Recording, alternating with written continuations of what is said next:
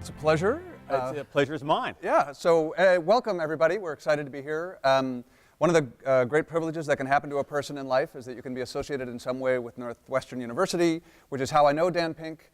Dan was giving a commencement address to the Weinberg College of Arts and Sciences about 5 years ago, and there was a dinner on the back porch of the dean at the time, and I was lucky enough to be invited and met Dan there.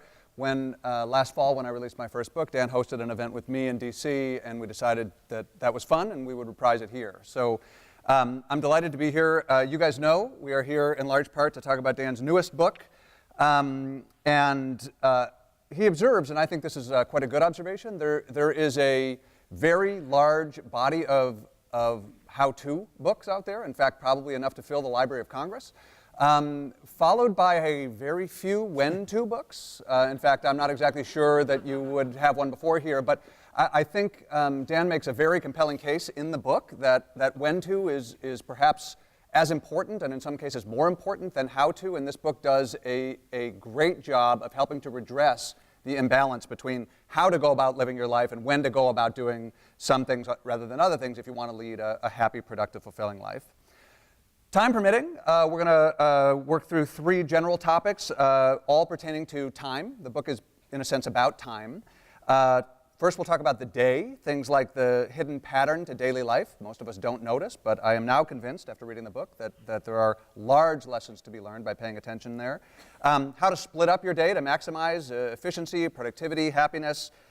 Social element of time, we'll try to talk about that. That's the second major topic. And then we'll talk a little bit about the life course. In particular, we'll talk about midlife, and we'll talk about late life. Dan does not know what I'm going to bring up here, but no, I have no idea. This is all news to me. It will be embarrassing. I'm going to be fascinated where this conversation goes. Yeah, well, all right, here. Okay, then game on. Okay, so in terms of the hidden pattern of daily life. Yes.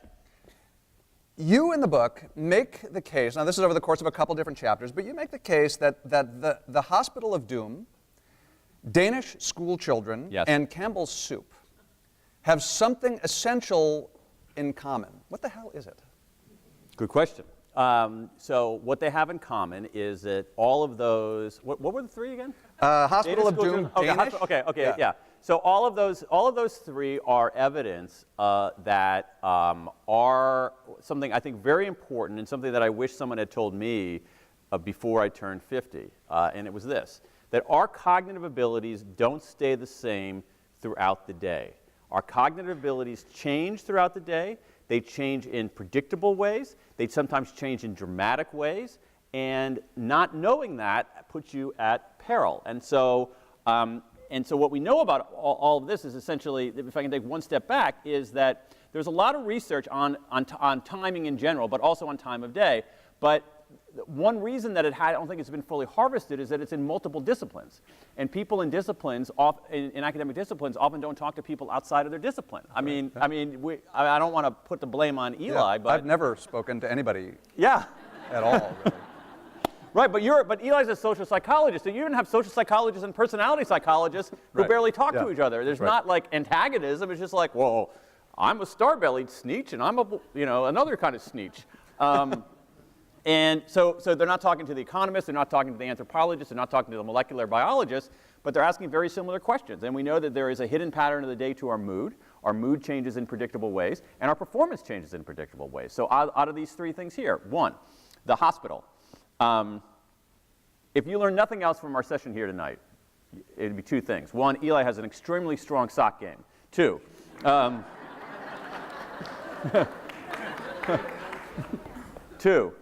yeah, we're both Northwestern graduates. He's a Northwestern professor, so we bleed purple here. We do. The second thing that you should learn is that you should never go to the hospital in the afternoon, period.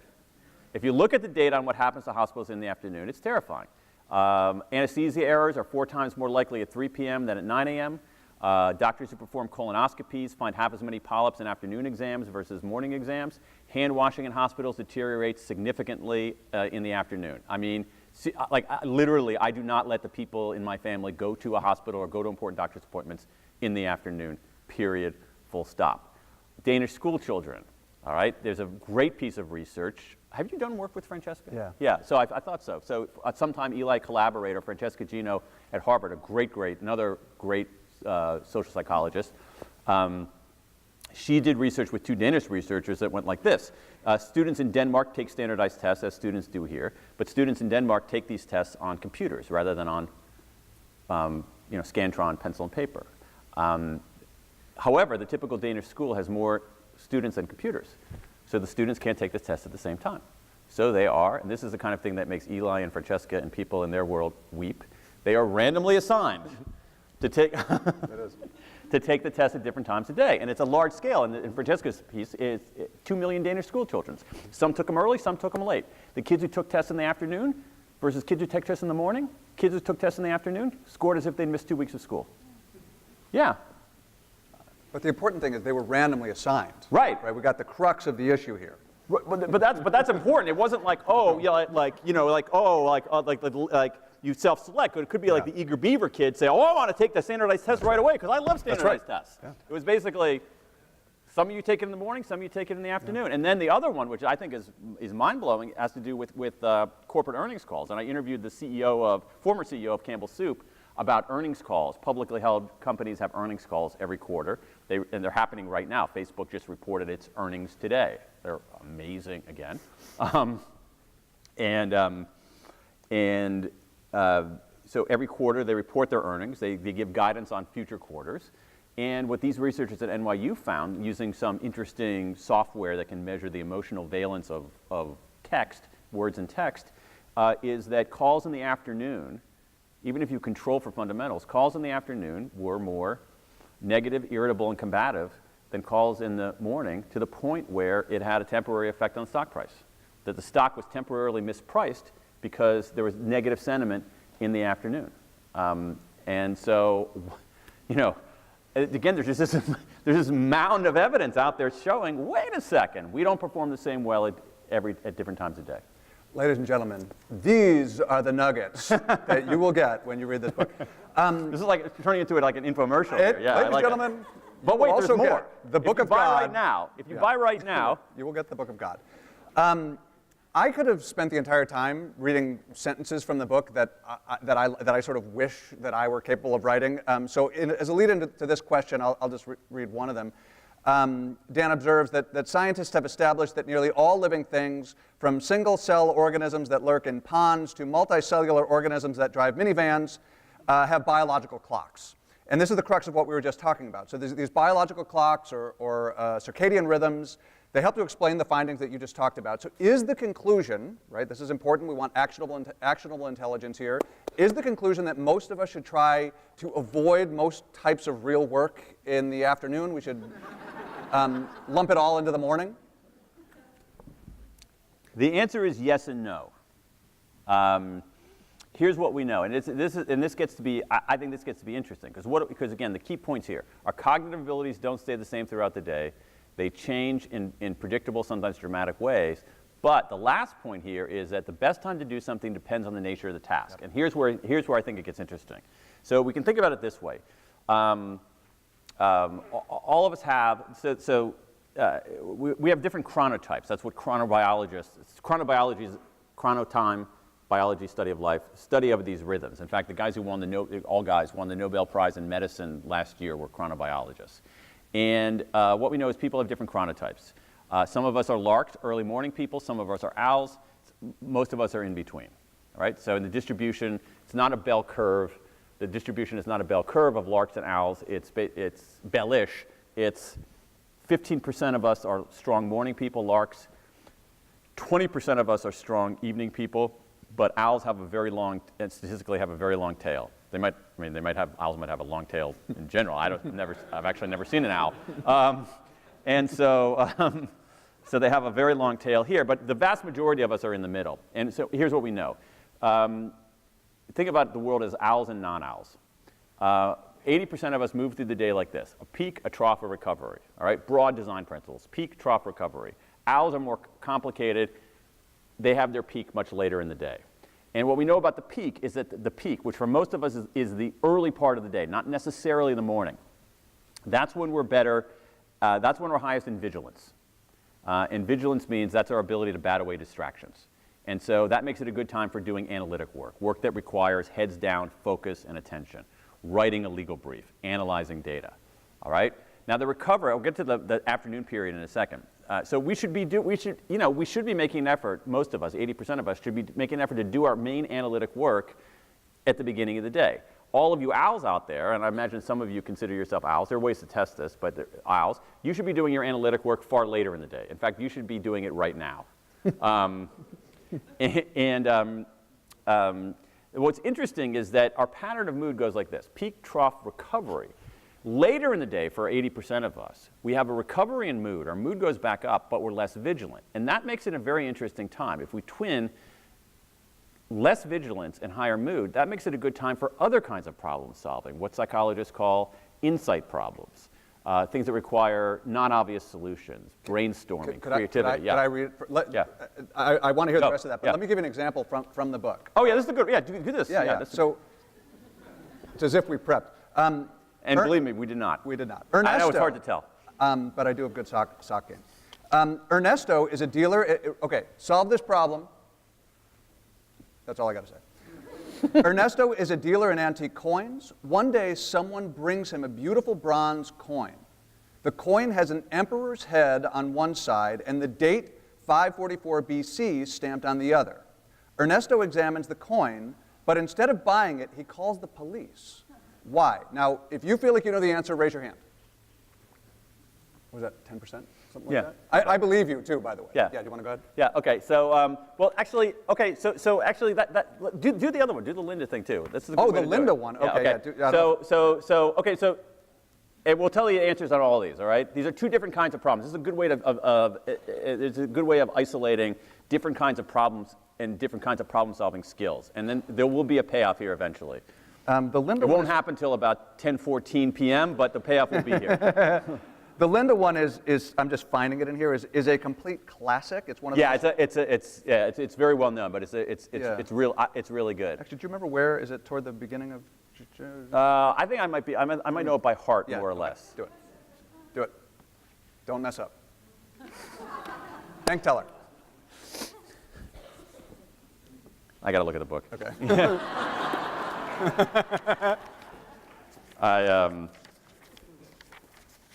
There it is. Oh, thanks. Nice. Yeah, this is collaborative effort here. Yeah, there you go. So please turn to page 20 in your hymn books and repeat after me. All right. Okay, so here we go. Here's Linda. Linda is 31 years old, single, outspoken, and very bright. In college, Linda majored in philosophy. As a student, she was deeply concerned with issues of discrimination and social justice and participated in anti-nuclear demonstrations. Now, I want to ask you a question about Linda. Which is more likely? Which is more likely? You've heard the description of Linda. Which is more likely? A, Linda is a bank teller. B, Linda is a bank teller and is active in the feminist movement. What's more likely? Okay, so let's do that one first. Okay? So what's the answer to that Linda thing? Which is more likely, A or B? Linda is a bank teller, Linda is a bank teller, is active in the feminist movement. How many people? Raise hands, show of hands. How many people think B? Okay, good, majority. How many people think A? Very good. Okay, so someone who, so let me see the A's again. Okay, so this woman down here in the front row, it's A. Tell us why it's A. Tell me your first name. Lynn. Lynn says it's A. Why, Lynn? Perfect.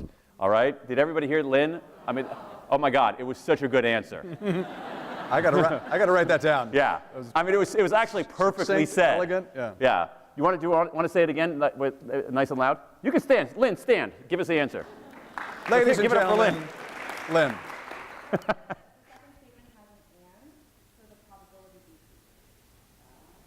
Well, I mean, that is so well said. Yeah. I have to say.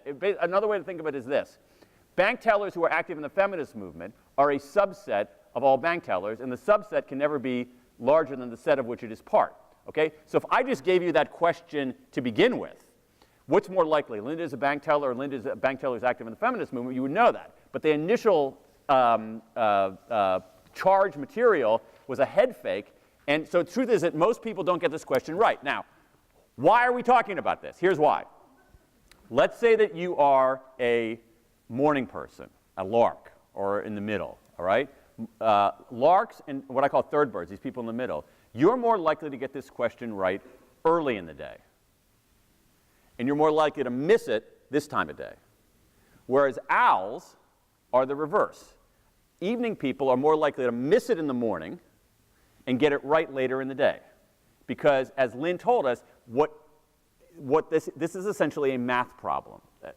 It's basically a probability problem. It's a math problem, okay? People are more likely to get this question right during their peak. Now, let's go back to the Ernesto problem. Ernesto's a coin dealer, he calls the police. Why is Ernesto calling the police? Who has a reason for that? Yes, over there in the blue.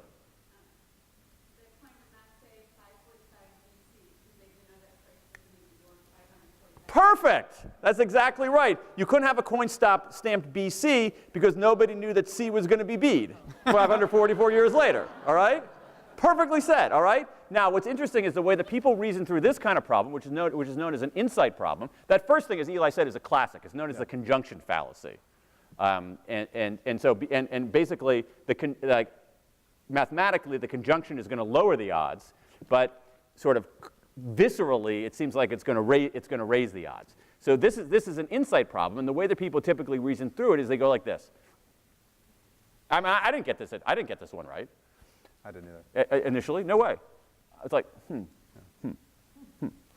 Right. And they sort of keep hitting a wall of reasoning. Hit a wall, hit a wall, hit a wall, hit a wall, oh my God! Yeah. All right, you have this flash of illuminance, as it's known in these work. Now, that's an insight problem. Now, here's where it gets really interesting.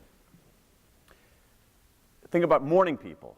Morning people are more likely to miss this problem early in the day and more likely to get it right later in the day. Owls, more likely to get this question right early in the day and miss it during their peak period. All right, let's bring this together. Here's what we know. We do better at work requiring vigilance during our peak, all right? And that's basically the Linda problem. Things that require analytic reasoning, where you're basically bringing the I don't want to say brute force, but sort of the elegant force of analysis to a problem, and you want to be vigilant. The Ernesto problem, you're better off, in those kinds of problems, you're better off solving being a little bit looser. And so when we get to the stage of the day where our mood is higher but we're less vigilant, that can make it a very effective time for solving those kinds of problems, requiring more creative, conceptual, more divergent kind of thinking. And this is something that these researchers call the inspiration paradox, that people are more likely to get these insight problems right in their non-optimal time of day. So what all this means, and this is basically a 20-minute answer to Eli's simple question from yesterday, is this. What we know are a set of broad design principles about when we should do certain kinds of work. We should do our analytic work during the peak. We should do our insight work during the recovery. And during this trough that we're talking about, I think there's an argument for doing our administrative work, doing work that doesn't require a heavy cognitive load, that doesn't require massive amounts of creativity. And if you look at the basket of work, the tasks that we have to do in a given day, some of it is actually fairly routine and, answering routine emails or filling out expense reports or things like that. And so what it calls for is being intentional about doing the right work at the right time. Yeah, I mean, that last bit, I was actually going to save this till the very end, but no, that was a good lead-in. I mean, one of the points I wrote here that I was actually going to close with this, but I'll just mention it now, that really hit me like a sledgehammer when I read it is, whatever you do, do not let mundane tasks creep into your peak period. Totally. And amen. Yeah, you're amening yourself. I'm amening you, amening me. Oh, it's a meta-amen. Yeah. Okay. But that, you might say, oh, well, that's a fairly straightforward idea. But, you read the book, and within the context of the research, it's how many of us are good at this? I for one, am not very good about this. I'm not strategic about which tasks I do at which time of the day. If you are certainly ahead of me. But can I add one thing on this? Yeah. Because I think Eli raises a very important point, because it's really about intentionality. Yeah. All right? And so we let things creep and drift, and we need to be more intentional about it. But as much as, and listen, I have basically had to redesign the architecture of how I do my work to do this. I mean, so I'm a writer. I'm not a full lark. I'm larky. I'm sort of on that side of the spectrum. I should be doing my writing in the morning. And there are many days when I come into my office doing my writing and fritter away the time. And what I have to do is I have to be very intentional about that. So literally to write this book, I would come into my office and I would put I wouldn't take my phone in with me. I wouldn't open up my email, and I would set myself a quota of words, and basically get into the habit, the discipline of writing not a massive number of words, 700 words, 800 words every morning, and not doing anything else until then, and actually designing the architecture of my space so that my phone wasn't buzzing, I wasn't checking out the crazy crap that was happening on Twitter or anything like that, and I was giving myself this, basically a routine and changing the architecture of the choices that I could make so I could preserve that analytic period, and so I would say in this book, I wrote 90% of the words of this book before noon. And also, this is not a joke. I've written 6 books. This is the first one I delivered on time. Wow. I mean, it's actually the first book anyone's delivered on time. Yeah. So. Okay, a tiny bit more about the day, and then we're going to move on to social stuff and the life course. So let's say the typical person works 8 to 5 with a 1-hour lunch break. Okay. Is she fine with that? Is it okay, in terms of this being deliberate or strategic, is it probably okay to do like maybe a 3-4 hour block of focused work in the morning and a 3 or 4 hour block of focused work in the afternoon, or is she in need of doing something else? And another way, I guess, to answer the question is, what do you mean when you talk about the Zambonis for our brains? Okay. So on the first part of the question, yeah, I think it's better for her to do that. I just want to recognize that most of us don't have the liberty to do that on our own. And so I hate to put the onus on the individual. The onus really belongs on the organization. And if you think about sort of the flaw, I think about the flawed way that as individuals we sometimes navigate our work day and and don't do the right tasks at the right time. Organizations are worse. Organizations are considerably worse. And to me, the greatest sin in organizations is meetings, all right? And scheduling of meetings. Now, I don't know, how many of you work in organizations? Okay, so do you ever go to meetings? All right, it's really extraordinary how much time is spent in meetings. Now, let's talk about meetings. When organizations schedule meetings, they use only one criterion in scheduling meetings. What's that criterion? Availability. Somebody over here said like that. Availability. They don't say, what kind of work are we doing? Do we need analytic force? Do we need more iterative thinking? Is this purely administrative? Who's going to be there? Are there going to be morning people? Are there going to be evening people, people in between? We just say, who's available? Is there a conference room? That's all we say. I mean, truly, if you think about that, it's like you think about the inverse relationship between the amount of time we spend in meetings and the utter lack of strategic thinking behind the scheduling of meetings. And so it's really a matter of being intentional in that. So this woman, yeah, I think that she should be able to sort of organize her work life that way. But what I fear is that, let's say this woman is a lark, and she's doing analytic work, and so she has this block of time in the morning when she can fiercely do that and do that well. Her boss is coming in and saying, hey, I don't know, call her Frida. Frida, because I had an Aunt Frida who lived in Winnetka. Didn't we all? Oh, yeah.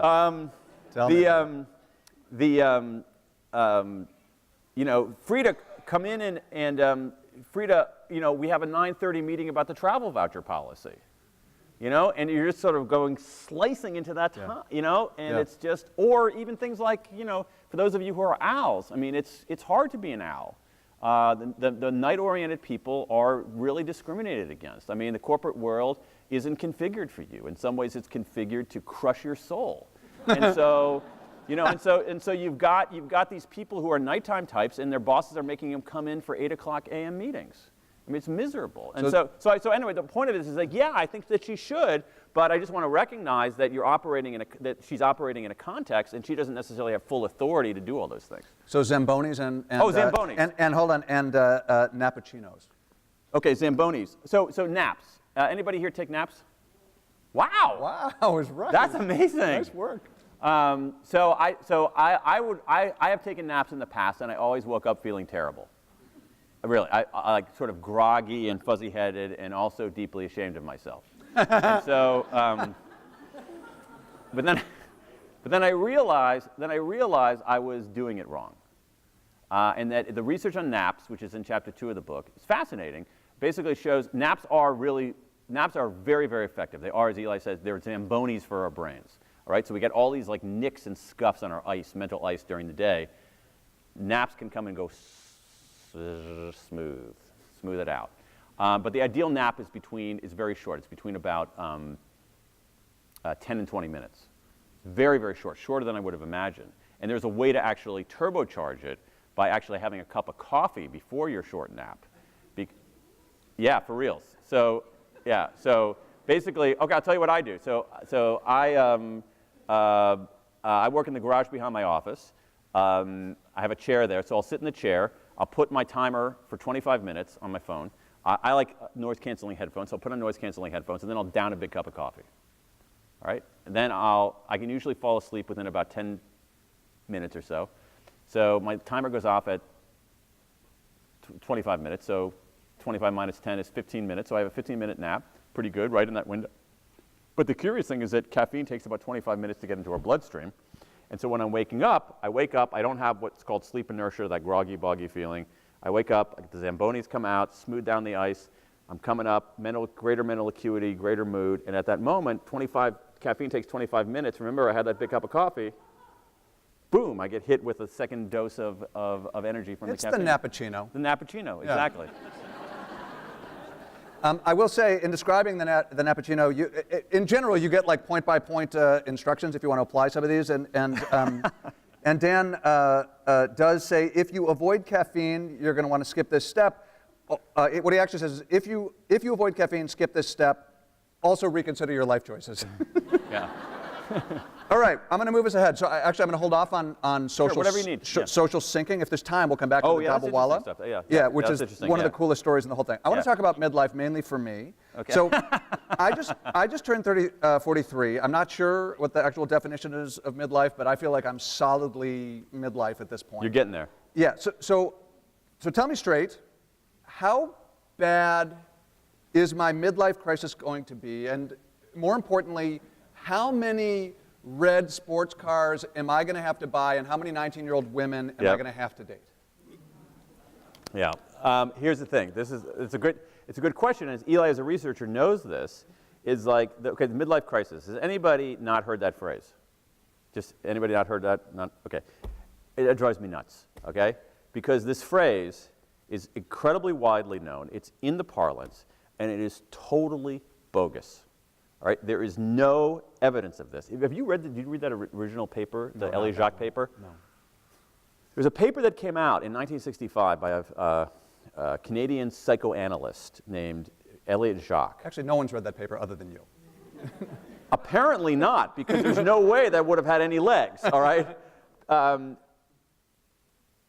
It's astonishing that it even got published. I don't think it would be accepted as like a blog post today. It's that bad. There's no science behind it. It's just pure speculation. And he just sort of announces it, and then suddenly it becomes this thing. And so this idea that we have this bottom drops out in midlife, it's flatly not true. There is no midlife crisis. It's totally bogus. It's absolutely not true. All right? I don't know how I can state it. I mean, it makes me crazy just even talking about it. But there is something more curious that goes on in midlife that is very well documented. And I think what's so interesting about it is that it's documented similar patterns for men and women, similar patterns across nationalities, which I think is quite interesting. Same pattern in 72 countries, and it's basically this. There's a U-shaped curve of well-being. So in our 20s and 30s, we're pretty, so the vertical axis is basically subjective well-being, I'm satisfied with my life. And so 20s and teens, 20s or late teens, 20s, 30s, then it goes down like this, and then when you get to be about Eli's age, it goes down here, and then when you get to be about my age, it goes to the absolute rock bottom. And indeed, the nadir, the bottom point in well-being for men, the average age of the absolute rock bottom for American males is 52.9 years. I'm 53. So, in real time, ladies and gentlemen. Yeah, real time. You see a grown man completely bottoming out before your eyes. Yes, indeed. And so it goes, but it's basically just, it's just shaped like this. It's gentler. It's a U-shaped curve, and then it goes back up. It's not this crisis. It's not this catastrophe. It's not this cataclysmic moment. It's just a U-shaped curve of well-being. Well-being sags. And what's curious about that, and I think what's interesting about it is how well documented it is. It's not an American thing. It's not a Western thing. It's been documented in something 70+ countries. I think the curious question, and maybe you have some insights on this, is like why that's the case. Because I don't think we know why, but we can speculate, which is more fun than actually relying on the research. It is, although we'd have to. Your book informed me that we'd also have to speculate on why it happens in apes. Well, isn't that amazing? Yeah. So there's actually research on great apes and the well-being of great apes, which sounds kind of fanciful, but the way that the methodology for this is that it's great apes in captivity. Great apes in captivity have human caretakers. And so the human caretakers can assess kind of in some levels the well-being of another living creature in the same way that you can assess in some ways if you have a cat or a dog or something like that, you can have a vague sense of that cat or dog's well-being. And what they find with apes is the same thing, is a U-shaped curve of well-being among great apes, that apes even have that U-shaped curve. So there's something really, really freaky about that. I don't know what it is. I'm completely flummoxed by it. I don't have it. I didn't hear the answer on the cars and the women. Is it like? No, it's totally bogus. I mean, it's totally bogus. And here's the thing: it drives me crazy because if you go, okay, here, if you put into Google Images midlife crisis, you basically there's an array of pictures, white guys in red cars, and it's complete, but it's really, really nonsense. It's one of those things. It's pure fiction. I mean, as you can tell, it aggravates me. Yeah, well, it's true. One more brief thing on midlife, and then there's a bunch of stuff I want to talk about that you talk about later life. In the book, you talk some about people like yourself enduring the absolute worst of life. What can we do, right? if we're in sort of a bit of a rut, yeah. What can we do if we want to sort of pep ourselves up a bit? Yeah, I think that there are a number of different things, and some of it comes from the psychological literature. One of the things that I happen to like is this technique called mental subtraction of positive events. All right, and so you think about something good in your life. All right, and I'm not miserable right now. I'm not that miserable right now. So I think about something that's good in my life. All right, and here's an example. Let me think about. So I think about something good in my life. My wife. All right. My wife is so freaking awesome, it's unbelievable. All right? It's like, my wife is like the best thing in my life. She's pretty amazing. She is. My wife is awesome. You've met my wife, yeah. My wife is actually amazing, okay? And so, how did I meet my wife? Here's how I met my wife. So I'm in this rut, and I say, well, why don't I mentally subtract a positive event? And I don't say, and you have to think about what are the course of events that led me to meet my wife. And like most of us, the course of events is utterly random and weird, right? Here's what happened. I was in law school. I was in my second year of law school. And I didn't want to take a class. So instead, I signed up to be a TA because I figured it would be less work. All right? I'm not joking. I signed up because I thought being a TA, I could get credits and do less work. All right? That's the noble cause here. And I was a writing TA, and I was assigned to 4 students, one of whom was a woman named Jessica, who is now my wife. All right? Now, suppose that I had been a more diligent student. I might have, and so if I subtract that thing, I was like, oh my God, imagine if I didn't sign up to be a TA in that course. It horrifies me to think about that. And actually that horror of mentally subtracting a positive event makes me, is a way to allay that kind of rut. And for those of us in midlife, the other thing is that, it depends on your point of view. For me, as a 53-year-old male, at the bottom of this curve, it's all up from here, man. Everything's going to get better, And so, I mean that very seriously. Yeah. And so it's like, hey, it's like being in a rainstorm. It's like, okay, the rain is over, clear sailing ahead. I mean, look, this is a perfect transition if we want to talk about sort of post-midlife and the direction things go. So one of the things, this is a line of research that I have always loved, and I enjoyed your presentation of it more than I've ever enjoyed any place else that I've ever seen it, is the socio-emotional selectivity work. So one of the key findings is from Laura Karstensen at Stanford. This is such great research. It surprises me that it's not better known. Yeah, I agree with you. Yeah. So one of the major findings is that as people age in later life, they end up with smaller and smaller social networks, which sounds like all else equal, a fairly sad fact. But there are other ways of interpreting it, right? Yeah, and Laura Carson's at Stanford. She's done a lot of research on aging and well-being, and it's just her stuff is so good. And so basically what she did is she looked at the size of friendship networks over time. Okay, basically your social, not your social network in the digital sense, but so like who your real, your real friends are. I mean, she used the word social network, right, but before there was like social network. That's right. And so what it showed was a pattern that looked kind of like this, that as we get, if we think about the size of our friendship networks, our social networks, over time they go like this. Okay, so this is time and this is the size of our the axis here. This is basically like air charts, like air guitar, this is air charts. Yeah, it's a little less cool, but it's significantly less cool, yeah. I'm not sure it's this is the air flute. Yeah. So the size of our friendship networks over time look like this. They basically, we start building relationships, building networks. Our networks go at my age.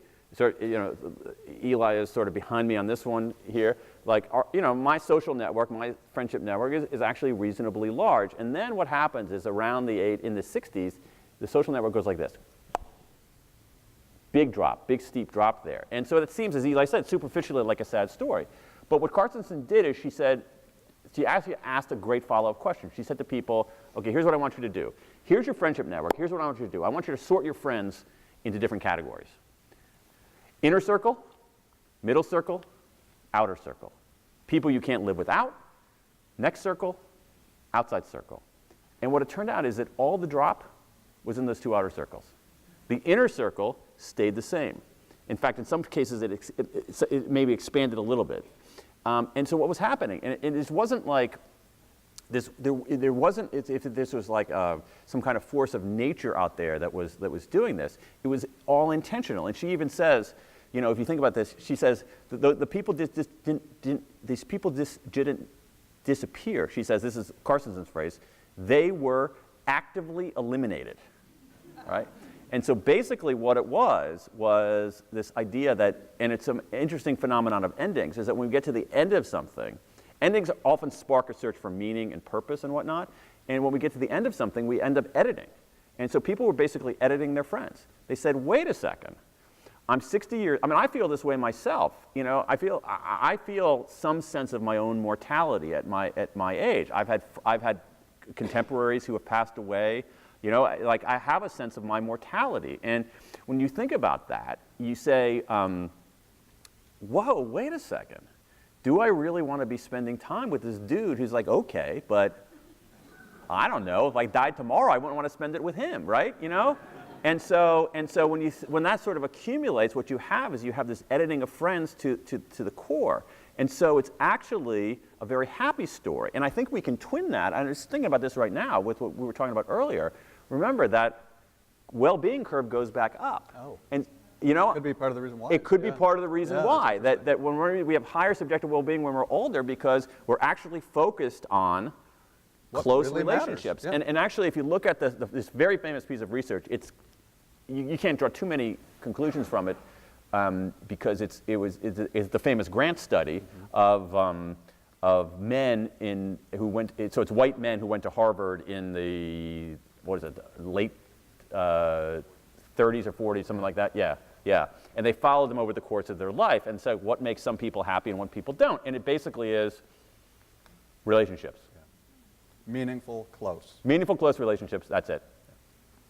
Period. It's basic, and so you wonder, you have this well-being going up later in age, and you have this editing of friends going on later in age. Maybe there's something to that combination. That's fascinating. Yeah.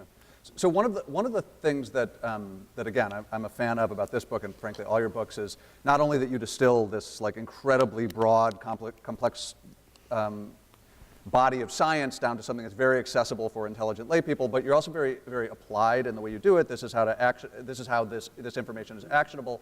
So when you are talking to these friends, do you want to say to them, you have been actively eliminated or you have been edited? Yeah. You don't have to answer. Yeah. That's actually an interesting question. Is how do you I mean, that's actually an interesting question at some level. How do people navigate? How do people navigate that? I mean, is it basically like for me? It's like, you know, to the extent that I've done editing over the course of my life, you do it in a way through, you know, omission rather than commission. Mm-hmm. You know, oh, I haven't called this person for 2 years, and she hasn't called me, and neither one of us is heartbroken. We can probably go another year. Yeah. And then suddenly you're 80. Yeah. Yeah. Right. And your life is better. Yeah. You mentioned this as part of the answer to that socio-emotional selectivity question. Yeah. I want to bore down a little bit with that because the work is often framed in the context of aging. You, in the book, talk about it in the context of aging, but you also talk about how, again, what you touched on a little bit, which is that it's not just it's not even really primarily an aging process. It's primarily a process of sensitivity to what's left as opposed to sensitivity to chronological age. Yeah, chronological age. So, for example, Laura Carstensen did some work on college freshmen versus college seniors, and I forget what exactly did she find? It's basically if you look at the friendship networks over 4 years of college, it's the same kind of pattern. You build a big network, and then when you get to your senior year, particularly partway through the senior year, people start, hey, wait a second, I see the end here. I'm going to start shedding. Not actively shedding necessarily, in some cases actively shedding, but basically saying, whoa, wait a second, I'm not going to be here forever. I really want to spend my time. I see my daughter doing this. My daughter, who is finishing up her junior year in college, I see her almost like right now kind of circling back to her core group of friends, not trying to do everything, but circling back to these like 4 or 5, really 4 women who she's very, very close friends with and will probably be friends with for the rest of her life, and really focusing in on that. And you see this, now what's interesting in Carstensen's work is that she had people do sort of a thought experiment and saying, you know, on this inner circle, middle circle, outer circle, let's say imagine if you had, there's a magic pill, I don't remember precisely the wording, but there's a magic pill and you can live for another 50 years. People wouldn't edit at that moment. They would continue to build that. There's something about the end that fosters that behavior. Yeah. So on that topic, I mean, this is almost sort of too convenient, but when I was reading your book, I wanted to run an experience by you. So when I was 30, on the day I turned 39 and a half, I went to Facebook and I posted that I had set a resolution to run my first marathon in 3:30 before I turned 40. 3:30? Well, I wanted to. Yeah. Yeah, I mean, you could set all sorts of goals. I guess so, right. Yeah. I don't know why I didn't just set it for 5 minutes. Yeah. But it turns out that there's a guy named Hal Hirschfield who is Facebook friends with me, and he said, Eli, I'm so psyched that you mentioned this because we have a paper we're working on, and in between the date I turned 39 and a half and Hal Hirschfield was like weirdly excited about my goal, and the date on which I read this book, Hal published his paper in, I think, the Proceedings of the National Academy of Sciences. And can you talk to us a little bit about 9 endings? Yeah, it's a pretty interesting research too. Yeah. Did you run a marathon in 3:30? I might have, yeah. Wow, that's impressive. I can give him a round of applause for that. Yeah. Thank you. Yeah, when I ran a marathon, I did it in 2:30. But I slowed down the second half. Right. Yeah. Respect. So yeah, Respect. so I basically am like an hour and a half behind him in marathon running. What was the question? Who knows? Oh yeah. Oh, marathon. So here we go. That's very impressive. What are the age at which people are most likely to run their first marathon? It turns out that the age at which people are most likely to run their first marathon is age 29. Kind of interesting, okay? But it gets even weirder, okay? So I'm sure we have physicians. Are there any physicians in the house? I think it's like 70% of the people here. So I don't know, just speculative. So is there a massive physiological difference between a 29-year-old and a 28-year-old? Probably not. Is there a massive physiological difference between a 29-year-old and a 30-year-old? No. 29-year-olds are twice as likely to run a first marathon as 30-year-olds, twice as likely to run a first marathon as 28-year-olds. Another age at which people are disproportionately likely to run the first marathon, 39. Another age, see if you can guess another age, maybe 10 years later, at which people are, 49-year-olds are 3 times more likely to run a first marathon than 50-year-olds. And there's something, and Hal Hirschfield, who did the work with Adam Alter at NYU, called these folks 9-enders. And so there's something about reaching the end of something. Here's the thing, a 0 in your age is completely arbitrary. Yeah. I mean, it really is. Yeah. It's completely arbitrary, and yet it gets people to it gets people to act. When we get to the end of something, we sometimes will kick a little harder. And as we were talking about earlier, and Hirschfield and Alter write about this in their paper, it seems that these endings trigger a search for meaning and purpose and significance as well. And so that's why they're logging on to Ashley Madison? Well, I'm skeptical of that one, yeah. of that finding, yeah. I'll tell you why. Well, I'll tell you why. I'll tell everybody why. So they also find out that so it's tragically, there are more suicides at that age, nine-enders, especially among men. But they also find, Hirschfield and Alter find that there's a disproportionate, Ashley Madison, for those of you who don't know or are pretending you don't know, is a website where people find hookups for extramarital affairs. Right? It's basically Tinder for married people. Tinder for married people. ASHLEY. And so when they actually took the data from the people, and you register on Ashley Madison, I don't think you use your real name. I don't.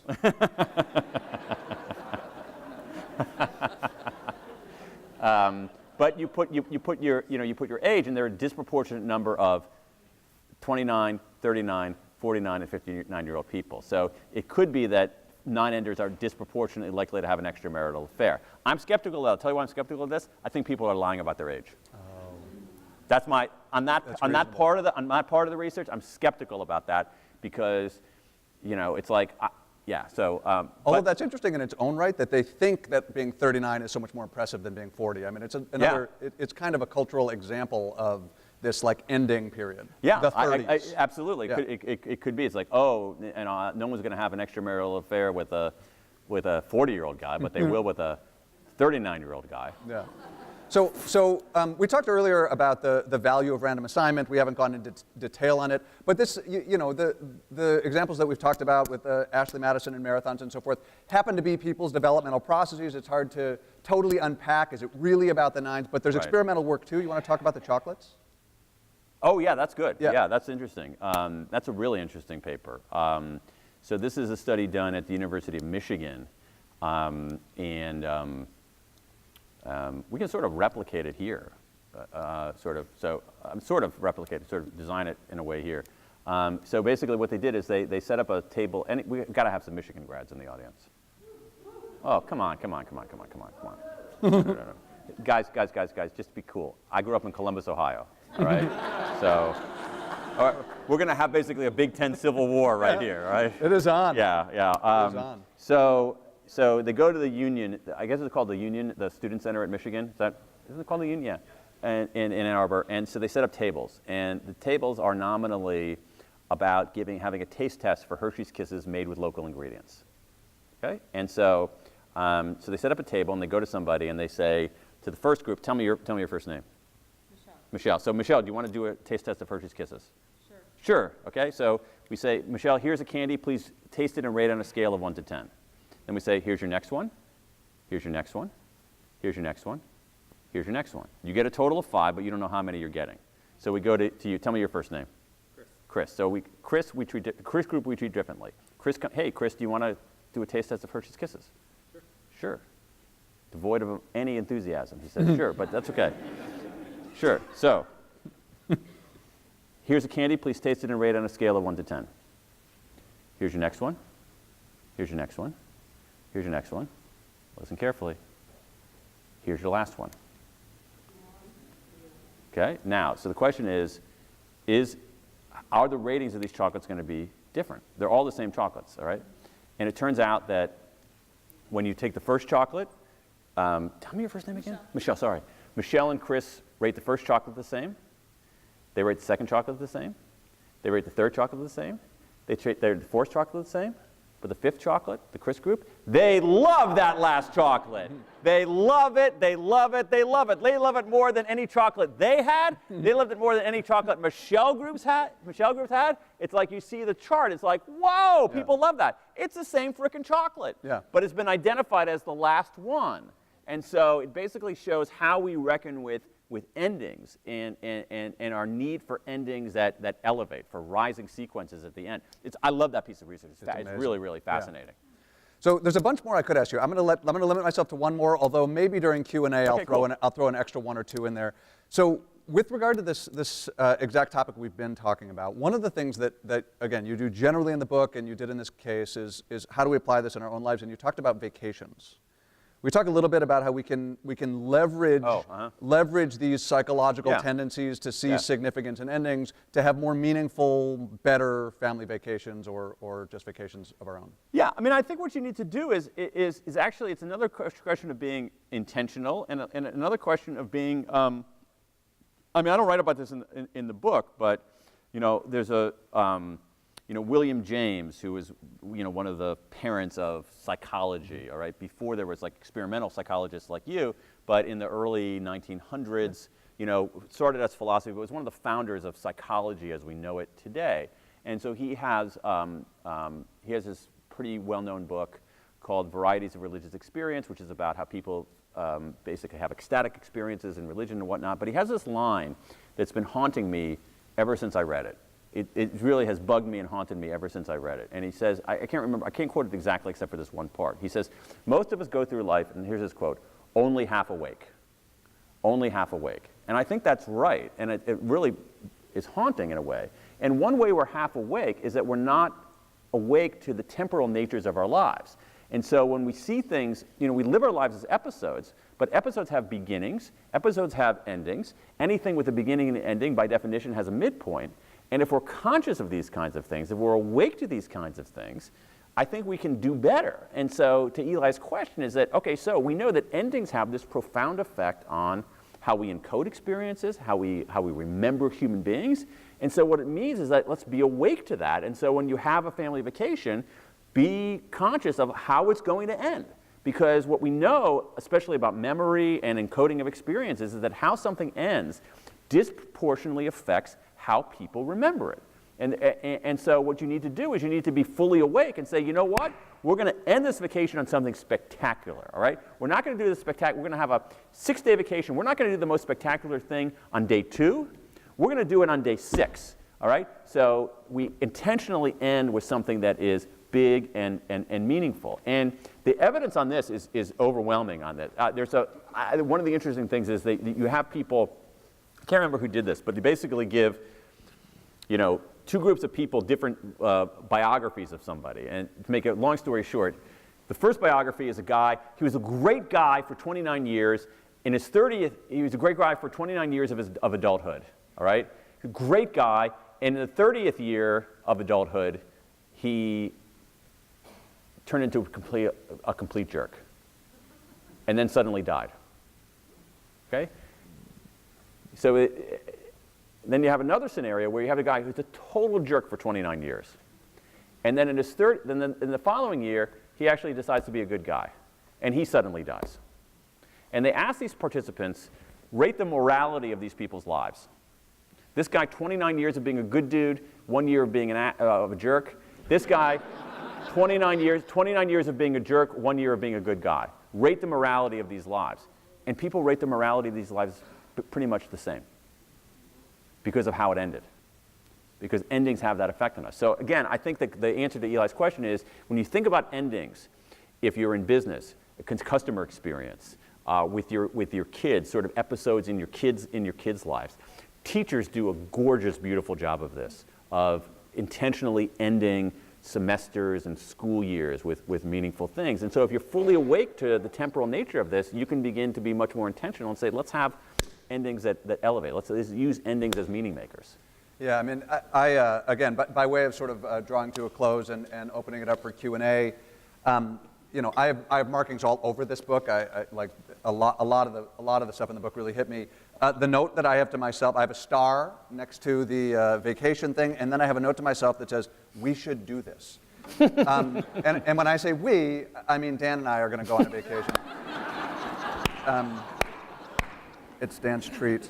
But my kids are 8 and 5, and starting last year, we resolved. They didn't have a role, but my wife and I resolved. Specifically, she resolved and informed me that we were going to have an annual trip, and we have the resources to do this. And so last year we went to Iceland. This year we're going to go to Costa Rica. These are great, cool, exciting trips. They would be great on their own right, and they're expensive and costly in all sorts of ways, but there are incredibly inexpensive things you can do to accentuate how the experience concludes and therefore accentuate the memories of the experience, which is like 60% of the value of vacations in any case. So I'm going to talk to my wife, and what I want us to do is, as a family, is to come up with some sort of highly symbolic, meaningful, concluding thing that we do every year when we conclude our vacations. Again, just one of the nuggets of wisdom. Let me please join me for the moment in thanking Dan. Thank you, Eli. Thank you, Eli.